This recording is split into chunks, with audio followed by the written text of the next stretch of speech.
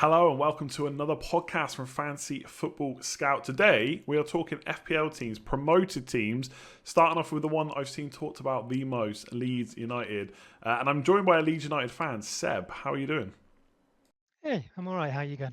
Yeah, not too bad. I'm excited to learn more because, like I said to you before we started recording this, I'll be completely honest and say I'm not the most knowledgeable when it comes to the championship sides, but they're usually some of the most interesting teams from FPL because we don't know much about them, and potentially there's some bargains as well. So it'd be good to get your kind of thoughts on what the manager's like, whether there's going to be rotation and stuff like that. So I'm basically going to throw over a bunch of questions to Seb, and he's going to give us all his knowledge about Leeds. So let's just start off with Bielsa himself. I mean, one thing obviously from an FPL point of view is we like players that are kind of rotation proof that aren't going to get changed a lot.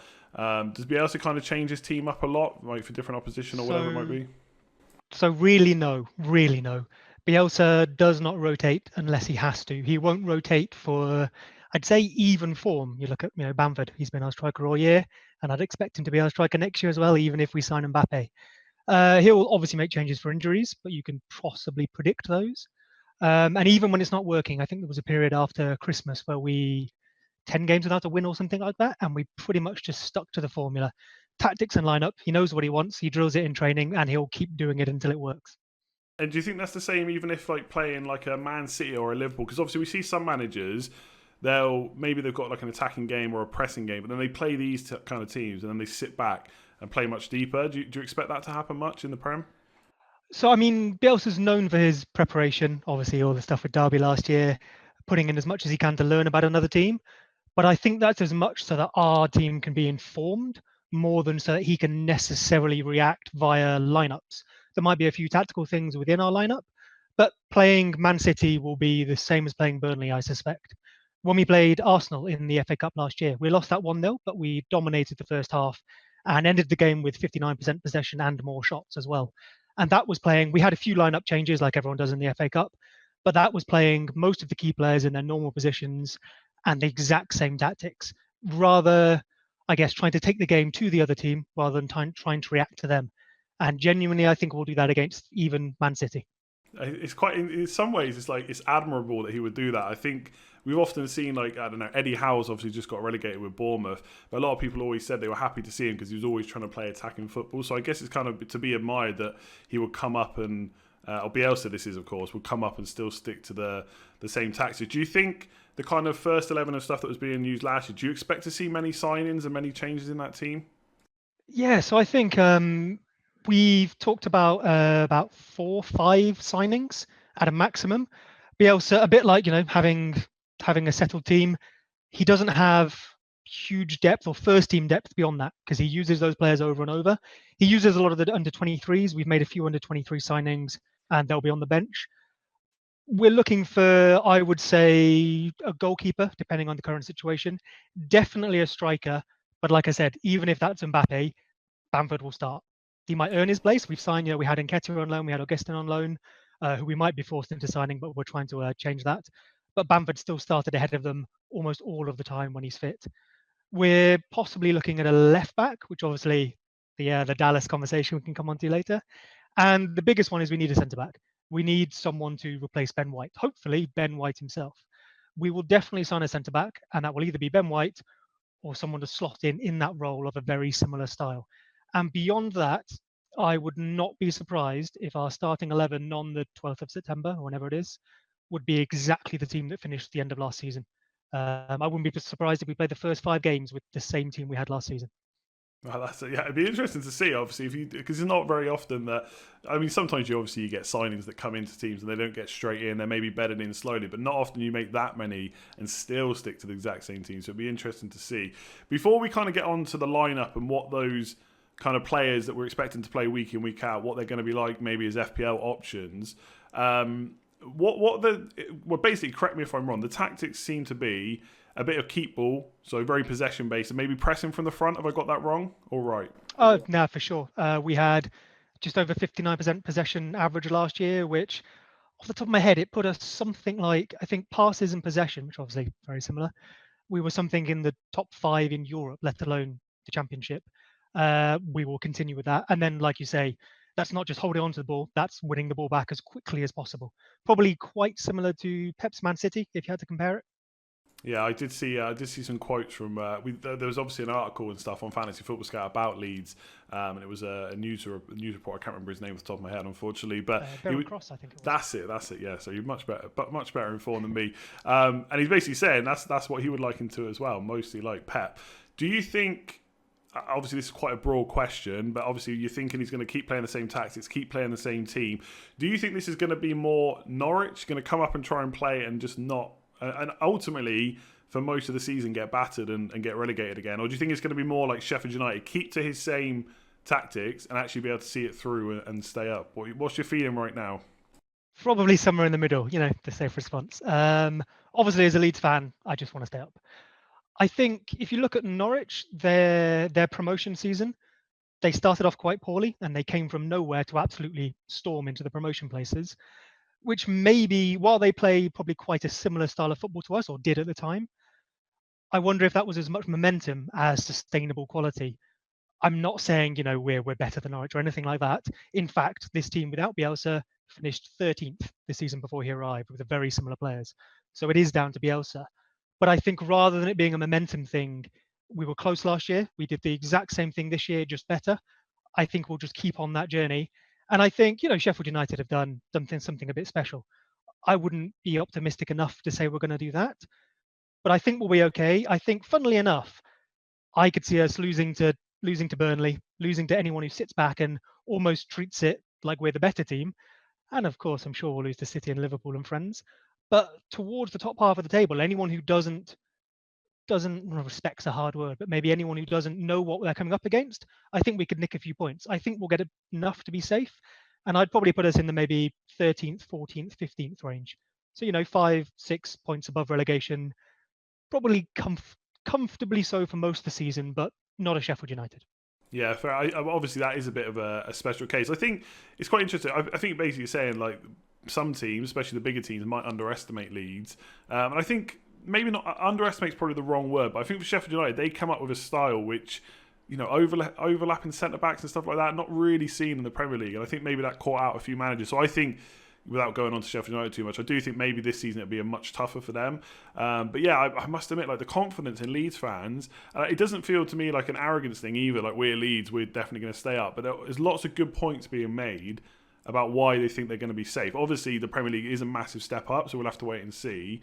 But it's quite exciting, especially when you look at the price points of the players, because they haven't really been priced too expensive. Like Bamford comes in at 5.5, the fullbacks are 4.5 as well. I thought there was a chance they might get a 5 million price tag, especially when Brian did from Fulham. So that's quite interesting. So yeah, I think against... No, go on, Go on, mate. I was going to say, I think against the sort of top level style, as it were, we might actually have more success than we did in the Championship in some cases. If we go head to head with Man City, you know how that's going to go.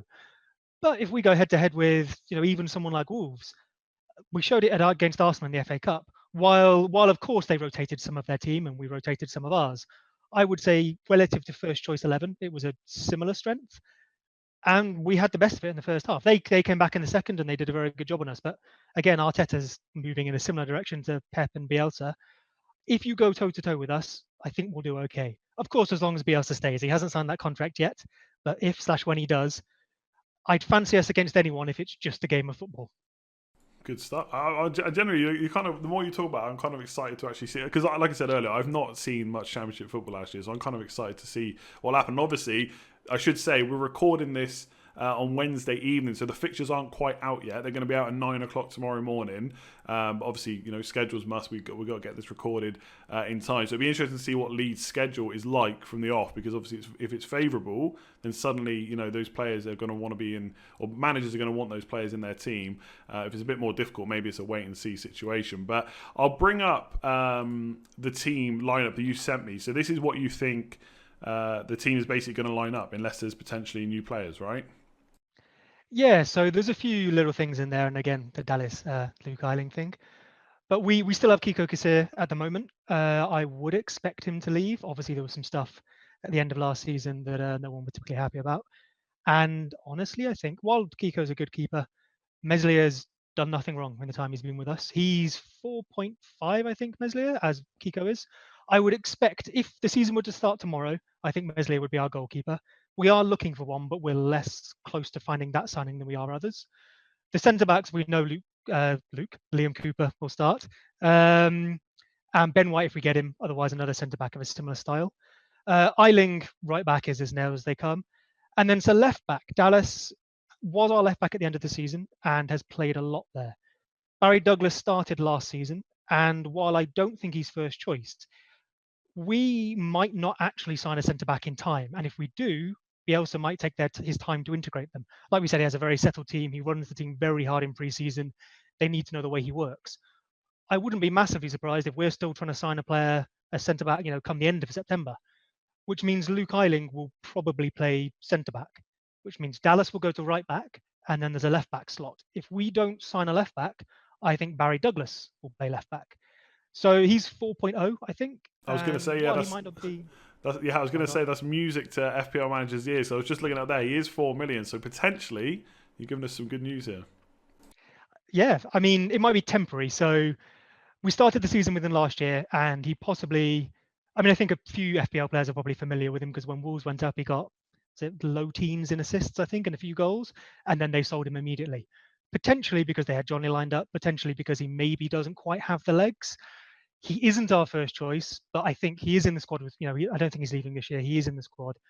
He'll play left back and possibly put in some set pieces, especially direct free kicks, which he's good at. But it might be until we sign another defender, maybe a left back, definitely a centre back. Then Dallas moves back to left back.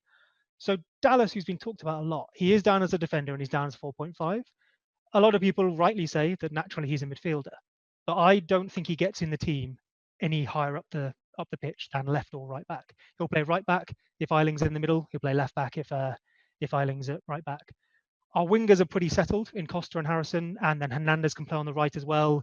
He might start the season there for sure as fit. Midfield depends on a few fitness things. But Dallas, while he has covered and is naturally a winger, and even has covered centre midfield and a one match at centre back as well, because Bielsa. Why not? Exactly. I don't think he'll play in midfield unless there are one or two injuries, and even then, it could be one of those. He starts on the right, he moves to the middle, he comes off to change shape. Bielsa subbed off probably our second best player, Calvin Phillips, a couple of times last year at halftime, simply because he wasn't doing what he wanted, and he had no qualms about changing it and trying to win the match. Dallas is loved by Leeds fans, and I adore that man. He's our Players' Player of the Year this year. But in terms of FPL, I just wouldn't be as confident on him as I've seen some people be, because when you look at it simply, he's a midfielder listed as a defender. I think he's going to be a defender listed as a defender or on the bench. Well, that's what I was going to say, right? Because I got to be honest, there's been 100 or more threads about not just Leeds, but specifically Eiling and Dallas. It keeps coming up, comparing the two, which one's the better one. But for what I'm reading, I'm pretty sure this is what you've just said as well, is Eiling's 100% nailed. Do you think there's a chance that Dallas wouldn't even start a left back? Do you think Douglas could just start a left back, even if you sign a centre back, basically? I talked myself into it the other day because Bielsa, I probably talked myself into it because he's 4.0, you want to believe. But Bielsa started him there last year. He has started him a few times at left back at the end of the season, but it was when Dallas was being used elsewhere, so at right back or in the midfield, depending on injuries and stuff. So I really think Douglas doesn't start. If everyone's fit, Douglas doesn't start. And there's Alioski as well. Alioski played left back for a large period of the season. I think he's probably dropped down the order. Alioski, I believe, he's listed as a defender. He's more likely to play midfield. But again, it's maybe one of those if Jack Harrison isn't fit, or if Jack Harrison moves to the right, if Costa isn't fit. I think you go safe. You go Luke Eiling. And Eiling got, 4 goals, 4 assists last year? All of those are from right back. Dallas got 5 goals and a few assists, but I'm not sure how many of those actually came from left back. A fair few will have come from midfield or right back. Pick Eiling if you want it to be safe. And if, the night before the season kicks off, we haven't signed another defender, maybe take a punt on Barry Douglas and then look to move him on when people return to fitness or we make signings. Interesting. That's really good to hear because, like I said, the threads all seem to be going towards Dallas. But when I hear from Leeds fans, they all seem to be saying, no, you should go for Eiling because he's absolutely nailed on. And realistically, although you got early wildcards and stuff, you do not want to be spending too many transfers on swapping around Leeds defenders and 4.5 million defenders as it is. So that's probably the safer choice. Before we go on to the attack, is there any reason that you would go for one of the centre backs over the full backs, or do you think it's kind of Eiling or bust? I mean, normally I guess you choose a centre back because they're more likely to play all the minutes. Luke Eiling's probably going to play as many minutes as anyone. Liam Cooper will always be in the team. He gets a few injuries. The other centre back, unless it goes horribly wrong, will always be in the team. But I don't think our threat from set pieces, which is probably what you're looking for from a centre back, is all that. Cooper got, I think, 1 or 2 goals last year. Ben White got a couple and an assist. But we went, I forget the number, but we went a very, very, very long time without any attacking returns from corners, to the point where it became a thing in press conferences. Graham Smith of the Yorkshire Evening Post mentioned to Bielsa that instead of just slinging it into the box, which is usually Calvin Phillips, he's got a good delivery, but it was just turning to nothing. Why didn't we try playing it short, retaining possession, which is what we're good at, and seeing if anything came of that? We tried that in a match coming up shortly after that press conference, and Matthias Klick scored a goal. And if you watch the replay of it, it wasn't the best defending, but we played it short, worked it to the edge of the area, and Klick hits it in low. I think we're as likely to get one of those goals as we are a centre back. And the fact that that was even suggested in a press conference, which Bielsa then hilariously acknowledged afterwards, saying thank you. But then we went back to slinging it into the box. For someone who's a great coach, I wonder if he just doesn't spend that much time on set pieces. I wonder if he maybe just sees it as a chance to recycle possession or have a go. He's noted that he loves Calvin Phillips' delivery, and Hernandez will take a couple here and there. Barry Douglas, if he's in the team. Dallas has taken 1 or 2, but not enough to rely on it. But realistically, I don't think Liam Cooper or the other centre back are going to offer the threat that would make them worth it over Eiling. Eiling will take long shots. He'll get to the byline. He'll put balls into the box. He's pretty involved in the attack. He'll also be in the box for set pieces. He covers centre back, and he's tall. Cool. So there we go. So if Douglas is an option, then 4 million, like it's impossible to turn down as an FPL manager. But otherwise, it's Eiling or no one. That's who you would go right now if you had to pick someone. Yeah. Famous last words as Ben White does the same thing he did at the end of last season and put in a volley from 25 yards. But yeah, that would be for me. That's the beauty of doing videos. You say something that you think that's yeah. absolutely never going to happen, and then bam, it does. But that's just the way. Let's move on to the attack then. So one player that I saw talked about a lot before prices were done was Hernandez. 6 million. Do you think that's a fair price? And do you think he could be worth value there? If he was 5 years younger, he'd be in my team, and I think he should be in everyone's. But he's 35 years old. He's in great shape. He has to be to play in a Bielsa team, but he has a few injuries, possibly due to age, possibly due to wear and tear. If he plays a few in a row, he might break down with an injury. What we often saw last year was he would play, say, at the weekend and then be on the bench in the week. At the end of the season, in fact, he spent a lot of time on the bench and coming off either at halftime or, say, 60 minutes to then influence the game. He got a number of goals and assists, including the one against Swansea, I think, was off the bench. That match probably being the one where we thought we were up. It put us happily in first and was a late winner. So while he got 9 goals, 9 assists, and is pretty much our talisman, everything goes through him. Our goals and assists are spread around quite a lot, but all the attacks seem to involve him. The issue is he's 35 and he will not play every match. He may start the season. If we're playing 1 match a week every Saturday, I think he'll probably play the first 4 in a row or so. But as soon as there's an injury or as soon as a few matches come along, he's probably the first person to be rotated out and brought in at halftime. So is there maybe like the possibility, or not possibility, but is it possibly worth looking at like Klick, like you said? I was reading about him, and I said he might be on penalties. I'm not sure what the penalty situation is there. Obviously, I'm hoping you'd. Unlike Hernandez, Klick will play every minute. I think until we rotated our team when the title was won at the end of last season, and it was Bielsa rotation. We made about 3 changes. Klick had played every minute of the season, I believe. He will start and he will play 90 minutes every week unless he's injured. He has been on penalties. He will likely take some in the season, and he's pretty good at them. He has that. Maybe not quite Bruno Fernandes, but he has that sort of step up, wait, look, put it in the other corner. He missed 1 last year by doing that, waiting too long, and then just perfectly placing it wide. He just passed it a full inch past the post, and the look on his face afterwards, he knew what he'd done. He just gone, I'm putting it there. I've not put it there. But then Hernandez has also taken some. I think while traditionally Hernandez had always taken them, and then Klick came in and took some, and possibly was first choice for a while, it might be a case of who's on the field, if Hernandez is on the field, or it might be a case of what the match situation is, or who's taken a few recently. If you look up the stats, you may be able to nail who is most likely to be the first choice taker. but I could see it changing depending on who's on the field and who fancies it at the moment. Fair enough. So we might have to wait and see. Do you think he's 5.5 million, so he's slightly cheaper than Hernandez? Like you said, he's going to start every game. But what's the kind of attack and output we're really looking at there from open play? If we think he's maybe not on penalties, he might be. We'll have to wait and see. What about open play for him? So yeah, the season before last, he started, I think, something like 3 goals in the first 5 matches, none of which were penalties. He does like that. He does get into the box. He does look for a shot, but it seriously tailed off last season. There was a period in the middle where he didn't score for a very long time. So while he is looking for it, he maybe isn't as consistent. Maybe he's one, if we've got a double game week or a few matches in a row, you look for someone who could get a couple in 3 matches. He might be your guy. Outside of penalties, possibly less reliable, but then from the centre midfielders, I'd back him to score goals from open play. He'll get a few assists. He got 5 or so, I think, last year. But as mentioned, Hernandez is pretty much our talisman. And in the way we play, the 4-1-4-1 with Phillips sitting, and then you'll have 2 8s, one of which is more progressive, looks to get forward. The other one is more about recycling. Click is the deeper of the two. So while he will get forward, he also is massively involved in winning the ball back and moving it up the pitch. So Hernandez is probably, or whoever sits in that slot, is the more attacking of the two.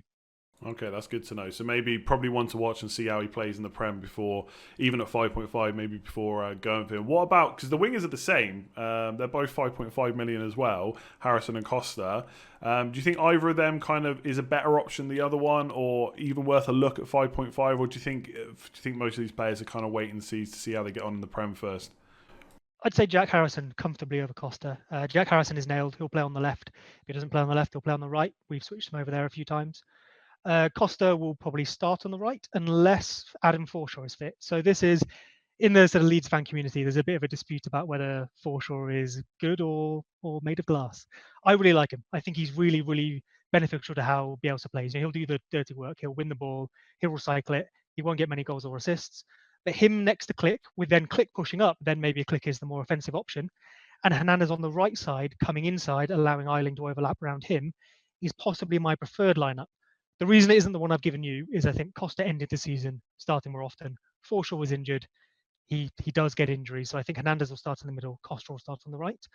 But as I've probably covered there, Costa, is more likely to drop out, especially if we go and sign like a Said Benrahma, who, while ambitious, he's one of the players on our list. Whether that's for that sort of advanced 8-10 position or for the wing, he won't take Harrison's spot. Harrison will start, and Harrison's output has been good. It's been progressing. When he joined us at the beginning of last year on loan, he was okay. His first touch was always good, but maybe not much output, not great decision making in the final third. He's really improved that this year to the point where he's been pretty incisive in a lot of occasions. He ended up with 6 goals and 8 assists, I think it was. So out of all of the options in midfield, especially with the price points, if I had to pick one, I'd probably go for Harrison. Yeah, it's funny you should mention price points. So I did a video with Joe on it earlier, and I was just thinking then while you were chatting, because they're 5.5. So there's a lot of people maybe going for Souček. He's obviously 5 if you had 0.5 spare, if you wanted to move to Harrison, or vice versa. If you wanted, again, we're still waiting for fixtures to come out. If the first 4 fixtures are great, maybe you want to punt, then 5.5 million, you can always move to St. Maximin as well. So there are some options. It's not like a huge amount of options around 5.5, but it's not the worst spot. So, yeah, so I think defensively, Eiling, and then, like you're saying, in midfield, Harrison. But there is one more attacker to talk about. The man who is better than Mbappe, from what you said earlier on, Bamford, who's obviously been around a little while now. Obviously played in the Prem before, but not for too many minutes. What do you think about him? Because an article I read on Scout, a lot of chances, but also a lot of missed chances. Do you think that's just unlucky? Do you think he's a good finisher? Do you think he can do it in the Prem? Because 5.5 is a pretty good price. A lot of the time these days, newly promoted strikers come in at least 6. So we saw Pukki was 6.5 last year. So what do you think about Bamford? I mean, Lewandowski's got lots of big chances missed, hasn't he? So he'll definitely start. I mean, obviously I'm being a bit facetious when I say about signing Mbappe, but we are looking for a striker. We definitely looking for a striker. Unless that striker is signed in enough time to play preseason and is of good enough quality, Bamford will start. I really think Bamford will start. Doesn't mean he'll stay there forever, but he'll have to try very hard to lose his spot. And the thing, he doesn't score enough as maybe he should. He got 16 last year. I think Ollie Watkins, who is one of our targets, although of course a bigger, in inverted commas, bigger club may come take him. he got 26, I think, so a full 10 goals more, and both of them played most of the season. Bamford definitely played most of the season for us. The thing he brings Bielsa is everything else: the pressing, the link-up play, the work off the ball, and that's why Bielsa won't drop him. Bielsa, I won't say he doesn't want his striker to score goals, but I don't think he really cares. If someone scores and if we win, and if we're playing in the right way, that's good enough for him. So if Bamford is doing the job he wants, and someone else is scoring, or even if we're not scoring, but we're creating chances and dominating matches, doing what he wants, he'll persist with it.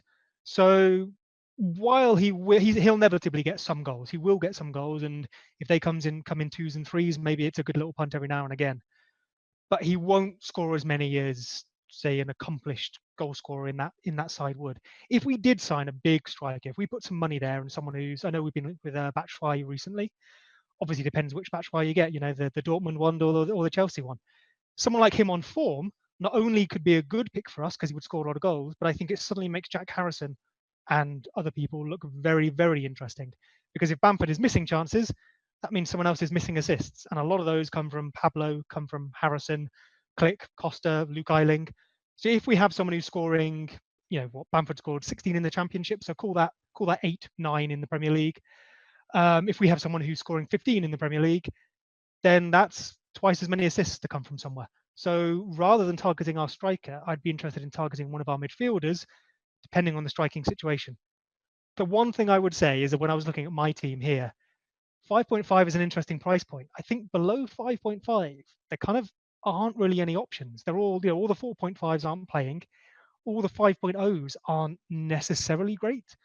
You've got Mitrovic at 6.0, which is good. I think I've got him at the moment. But if you needed that 0.5 million, if you needed someone who was going to get 90 minutes and is at least going to get some chances, maybe you back him to score. I think Bamford is an interesting price. Yeah, interesting. Yeah, so if let's say you have got a choice, obviously you're saying Mitrovic over Bamford if you've got that 6 million. Is that the way you would go, or do you think there is a kind of conversation to be had about going Bamford instead? That's the decision I've made. So yeah, I kind of can't argue with that. If we sign someone else, maybe it's worth looking at again. If you need 0.5 million, maybe. But I would back Mitrovic over Bamford. I mean, they both played in the same league last year, and Mitrovic scored 10 more goals. Yeah, fair enough. I suppose like you're saying 16 last year is like 9 or 10 in the Premier League. I mean, someone like Chris Wood has only scored more than 10 goals once, I think, in the last 3. Doesn't necessarily play the same amount of minutes, I guess. If Bamford's going to play 90 minutes week in, week out for 38 weeks, then maybe 9 or 10 goals is probably not good enough. But at times, and I think that's one thing I would say about FPL, which I think people forget, the team you pick for game week 1 is not the team you have to pick for the whole season. So, if Leeds have got a good run from the start, then maybe having Bamford for a few weeks with a plan to move him up could potentially work. I think we have been fast starters as well. The first season under Bielsa, maybe because people didn't know what was coming. We were fast starters. We picked up a lot of points, a few clean sheets, a lot of goals, and we did the same again last year. I think if the fixtures are kind, I'd be tempted by Leeds players maybe more towards the back, because we will start well. We will be, no matter what has happened this summer, we will be in great shape. That's one thing Bielsa will guarantee. And I think if people aren't prepared for the way we'll play, I'm not saying we'll win, but we up our chances. Good stuff. So yeah, that's yeah. I don't know. I wasn't necessarily not interested in these before we had this chat, but I wasn't. I'll be honest, they haven't come anywhere near my side yet. But of course, again, I keep saying it, waiting for fixtures. We'll see. I think 4.5 million defenders in particular is where I'm kind of interested, because I feel like there's a lot of options, but there also aren't. There's a good few 4.5 million options, but I don't think, unless Vinagre is like a massive standout because they haven't signed the new left back at Wolves, I don't think that any of the 4.5s massively stand out as absolute must-haves. So I think with the right fixtures, I could be tempted by Eiling. Harrison and Bamford for me will probably be a wait and see, just because of their price points. There's not too many other players I necessarily want around. But yeah, that's some really interesting thoughts, and I think you've definitely dispelled the whole Dallas over Eiling thing, which, to be fair, I've seen from a lot of Leeds fans. So it's kind of good to have that backed up. Is there anything else you want to add before we shoot off from this one? I think talking about what I've looked at, I think I do have Barry Douglas at the moment, mostly because I quite like the idea of Trent and then some cheap players. I think he's worth a gamble. You've got other 4.0s who can replace him, and Luke Eiling, or maybe a goalkeeper. We were very, very solid defensively in the league last year, although sometimes didn't look like it, if that makes sense. I think our solidity comes from keeping the ball and pressing, as opposed to necessarily being, the Burnley amazing low block or something like that. So if we're able to recreate our style and press well, keep more of the ball than the opposition, I'd be tempted to say we can keep some clean sheets. And then, of course, it's the top level, so maybe we'll concede a few more shots, which makes me think a goalkeeper. Yeah, If I was just Meslier gonna, starts, or if we sign a new goalkeeper at 4.5, I'd be very, very tempted at that. what's it? That's what I was about to ask you actually. What's he like as a shot stopper? Because I mean, inevitably, like, I'm not saying that the Leeds are going to get run over like maybe Norwich and stuff did at times, but like you said, they are. It's the Premier League; they're likely to concede more shots than they would have last year. Probably going to have less possession in some games as well. What do you think he's like as a shot stopper? Because that's why we go for these cheap keepers, because we want those saves as well. He's decent. He played 10 matches last year, so possibly not enough to fully judge it. Obviously, Kiko and Meslier have both had a reputation in the past of maybe a blunder or two. But realistically, I guess it doesn't matter how you concede a goal in FPL, it's just whether you do or don't. If we concede a few shots, he'll make the saves. He's solid. I don't think we'll concede as many shots as maybe another promoted team. So I think it maybe more comes down to if we can keep those clean sheets. Cool, yeah. But it's a bit. The goalkeeper situation is a bit like the defender one. There isn't many 4.5. So, and given that the first wildcard has to be used by game week 16, I think there is a kind of a play there maybe of going. I mean, obviously you always pick based on fixtures, but usually you've kind of got 19, 20 weeks that you maybe want to keep that goalkeeper for. So again, if you're someone that uses an early wildcard and the fixtures are good, maybe it could be the Leeds keeper. There's not, like I said, people are expecting or hoping that Ramsdale comes in at Sheffield United at 4.5. I find that highly unlikely. I think he's going to be 5. So then you've got Ryan, McCarthy. It's not a huge amount of options. And plus those teams also have defenders that you could go for instead. A bit like Leeds, you could go for Eiling or Meslier. Depends which way around you go. But yeah, I definitely haven't ruled out Leeds. I'm not saying they're top of my list of players. I don't think promoted teams usually are for me anyway. But it's definitely food for thought there. I do like their prices. I do feel like in recent years, FPL have started pricing championship sides that have come up a bit higher than they used to. But with Leeds, I don't think that's the case. And I do think there's potential, potential value there maybe. Yeah, I think there's a few decent ones. I mean, I think we kept 10 clean sheets in the last 14 matches of last season. So if you back the team to stay the same and you back us to carry that over, it's a decent bet, I reckon. Luke Eiling, maybe, if you want if you've got room in the defence and you maybe want some attacking returns, he'll get a goal, he'll get an assist this year. It's just whether he can get more than one or two. I think looking through the rest of the team, there's a few. Alioski at 4.5, probably similar to Dallas. If there is some injuries, if there is a slot in midfield for someone to play, maybe you'd back that. But then Alioski is one of those ones that will get subbed off at half time when we change our shape from the 4-1-4-1 to 3 at the back, which is something Bielsa does when we're playing 2 strikers, whether he literally lines up at 3 at the back. And that doesn't necessarily mean another centre back. It might mean Eiling tucking in or Calvin Phillips dropping in. But we'll often do that against 2 strikers so that we can mark up on them. Bielsa likes his man marking, so we'll double up on the strikers. If we're facing 1 striker, we'll probably play the 4-1-4-1, which more people are familiar with. Either of those don't really include Alioski unless there's injuries. And again, if we change at half time, he's more likely to make a sub than someone else. There's a few around there. I've seen Stevens quite highly owned. I know he's 4.5 and I know he's a midfielder. He made 4 sub appearances last year and will probably be loaned out. I do not think he'll play at all, or not enough to be worth it. Jerry Grott is in there as a 5.0 midfielder. He's actually a striker, although I guess he could play wide. But again, I don't think he'll play. Calvin Phillips at 5.0, while he'll play every single match and is on set pieces, I think he's 0.5 too much. If you're paying 5.0, you've got Suket from West Ham.